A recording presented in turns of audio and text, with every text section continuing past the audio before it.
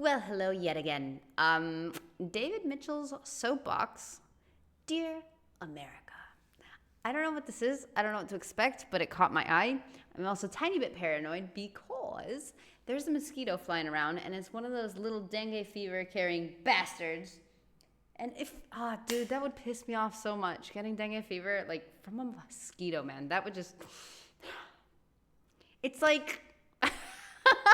God, I was going to say... I don't know why that was the first one that came to mind, but I was going to say it's like getting herpes from an ant bite or something. Like, what? No! I don't know. That's how that works, apparently. I didn't even know that. That surprised me, but... You know, like, it's infuriating. Something so tiny messing you up so bad. But, all right, I lost it. But I might freak out at some point if I see it. Anyway, I don't know. But I love David Mitchell, so I'm game. Let's go.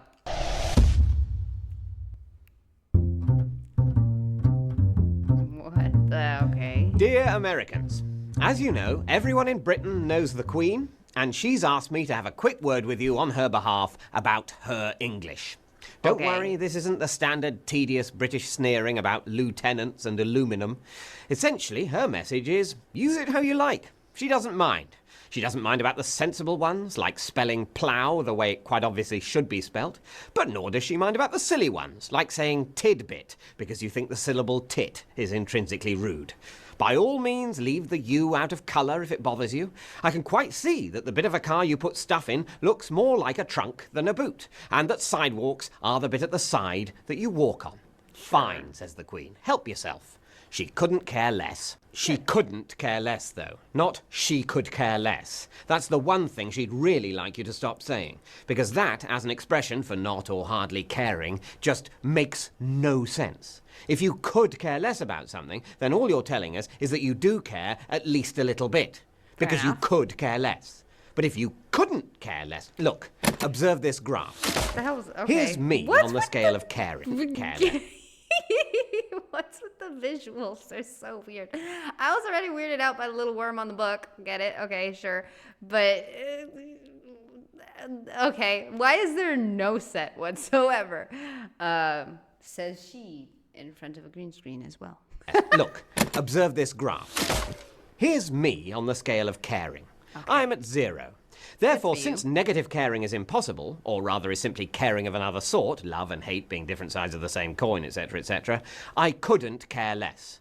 I could care more, but I couldn't care less. Sure. If I could care less, I would have to care at least the smallest possible unit of caring in order to give myself room to care less. Smallest? I can't care nothing if I could care less. But I might care much more than nothing. I could care anything from here to here. And I could still truthfully claim to be able to care less. I could care less is absolutely useless as an indicator of how much you care, because the only thing it rules out is that you don't care at all, which is exactly what you're trying to convey. So that's the one thing I really want, the Queen really wants you to stop saying. I love how passionate he gets about the stupidest little things. But, personally... I don't think I've ever met somebody that says I could care less. Is maybe it's a regional thing in America? Like, you know how some areas say soda, some say pop, some say there's another word that I can't remember, but everybody goes, some say soda pop. Like, it depends where you're from, you say something differently. 'Cause I've never heard this, but I love how he's just so good at, like, getting red in the face and mad and arguing and stuff. Fun stuff. Although while I've got you, the expression is, can you hold the fort? Not hold down the fort. If I ask you to hold the fort, the metaphor I'm employing is perfectly clear. You and I are in the fort together, holding out against the enemies of the fort who are besieging the fort. I now have to pop out of the fort for a bit to get some printer toner or take the cat to the vet. While I do this, don't worry about how I'll get past the besieging enemy. I have a secret tunnel and a false beard. While I do this, I want you to hold the fort so that when I come back, we'll both still have the fort. A perfectly reasonable metaphor embodying a sound military strategy. Sure. If I ask you to hold down the fort, what the hell am I talking about?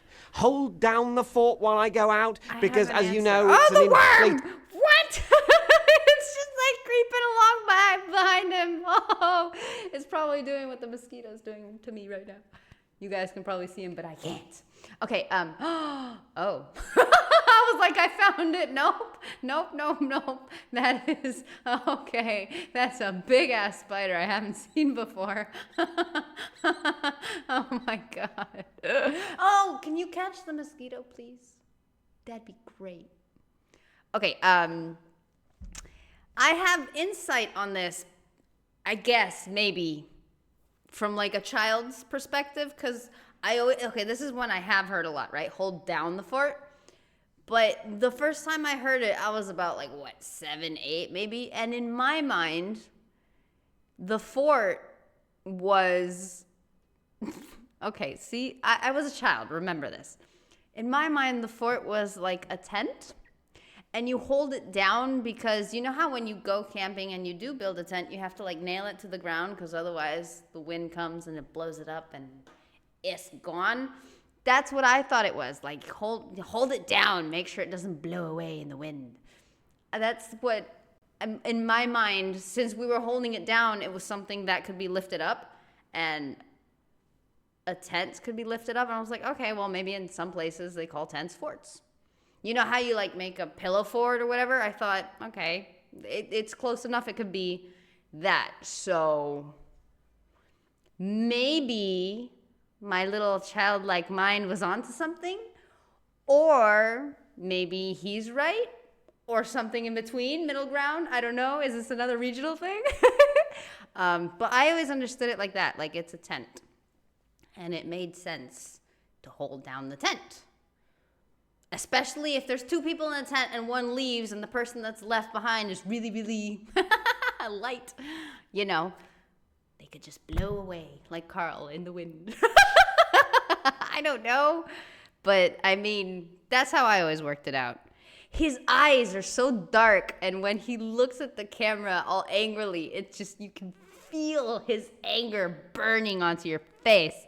It's beautiful. Hover fort, and once relieved of my weight, it might float off into the sky. Exactly. It's a sound military strategy. Yes. If I ask you to hold down the fort, what the hell am I talking about? Hold down the fort while I go out, because as you know, it's an inflatable hover fort. Right. And once relieved of my weight, it might float off into the sky. Not exactly. Hold down the fort, and when I get back, the 2 of us can tickle the fort. No, meaningless. Stop it. But those are the only 2 things. Stop doing those and you can say research and Bernard to your heart's content. Wait.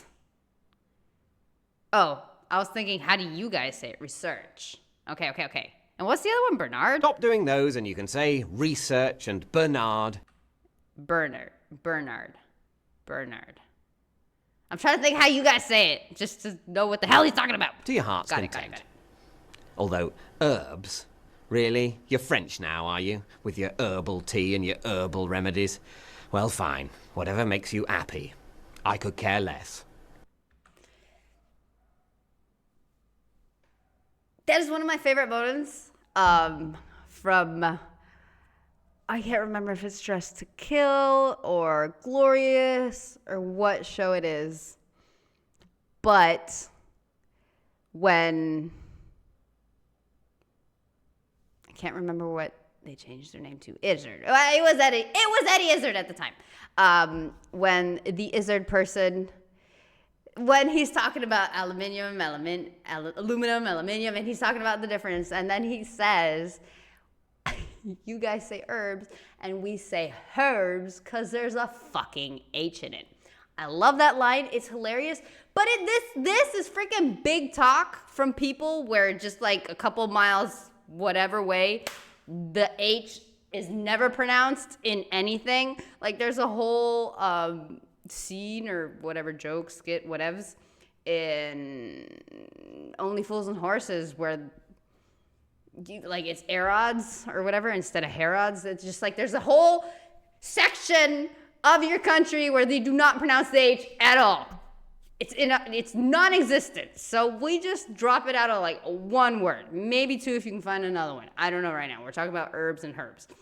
But I mean, that's big talk, man. That's not fair. That one's not fair. I just got to say that because that pisses me off. It's still hilarious though. And again, that's one of my favorite lines. It's one of the lines that stuck from one of Izzard's show. But I don't know. It feels a little heavy-handed. Oh, it's over. Ta-da! Anyway, I didn't see the mosquito. That was nice. I did find a new spider, though. That was not nice. So, okay. But yes, beautiful humans. This was fun. I kind of wish it was longer. There's so many little bits of this to play with. So this could have been a lot longer. But anyway, it is what it is. And how big of the queen not to mind?